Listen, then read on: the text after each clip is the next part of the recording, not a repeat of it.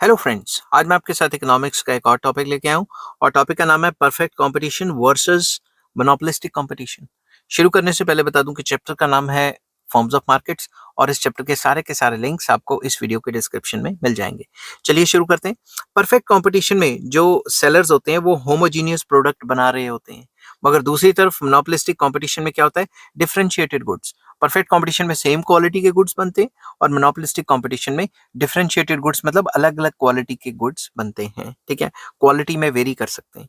Next, perfect competition में perfect knowledge होती है कि भाई प्राइजेस क्या चल रहे हैं बायर्स और सेलर्स को, और मोनोपोलिस्टिक कंपटीशन में सम नॉलेज होती है, परफेक्ट नॉलेज नहीं होती। ठीक है, some knowledge, not a perfect knowledge. Third point आ जाता है परफेक्ट कंपटीशन में नो मार्केट पावर, उसके पास कोई मार्केट पावर नहीं है, क्योंकि मार्केट की जो जितनी भी सप्लाई है उसमें उसका इतना कम परसेंटेज है कि कोई असर नहीं कर पाता, प्राइस को इतने अच्छे से कंट्रोल भी नहीं कर पाता। और दूसरा बात, मोनोपोलिस्टिक कंपटीशन में स्लाइट मार्केट पावर होती है, क्योंकि थोड़ी सी पावर है उनके पास, वो अपने हिसाब से अपनी चीज का रेट रख सकते हैं। तो अगला पॉइंट भी यही है कि परफेक्ट कंपटीशन में जो फर्म्स होती हैं वो प्राइस टेकर होती हैं, जो इंडस्ट्री डिसाइड करेगा वही प्राइस उनको लेना पड़ेगा।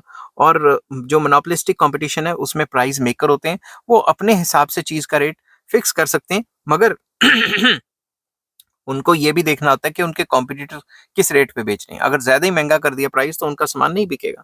तो नेक्स्ट पॉइंट आ जाता है, परफेक्ट कंपटीशन के अंदर selling cost does not exist, क्योंकि प्राइजेस जो है वो सबके बराबर हैं, क्योंकि क्वालिटी सबकी बराबर है, तो फिर फालतू में एडवर्टाइजमेंट करके अपनी कॉस्टिंग नहीं बढ़ाना चाहेगा। ठीक है, कोई भी सेलर, तो इसलिए सेलिंग कॉस्ट एग्जिस्ट नहीं करती। मगर मोनोपोलिस्टिक कंपटीशन में क्योंकि क्वालिटी अलग अलग है तो सेलिंग कॉस्ट एग्जिस्ट करेगी और हर कोई कंपनी ज्यादा से ज्यादा एडवर्टाइजमेंट करके अपना माल बेचने की कोशिश करेगा।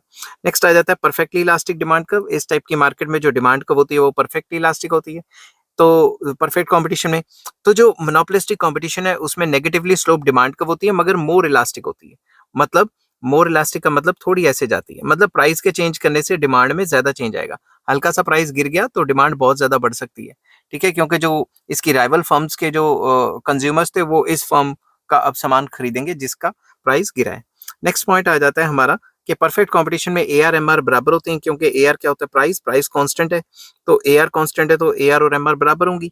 मगर दूसरी तरफ A R is greater than M R, इसमें क्या होता है, डिमांड कर्व कोई ए आर कर्व कहते हैं, तो ए आर कर्व की स्लोप ऐसे जाती है, कम स्लोप है तो एम आर ऐसे होती है, ए आर के गिरने से एम आर उससे भी ज्यादा गिरती है। तो ये थे differences between perfect competition and monopolistic competition. I hope ये वीडियो आपको पसंद आई होगी। अगर पसंद आती है तो please like, share and subscribe. Take care, bye bye.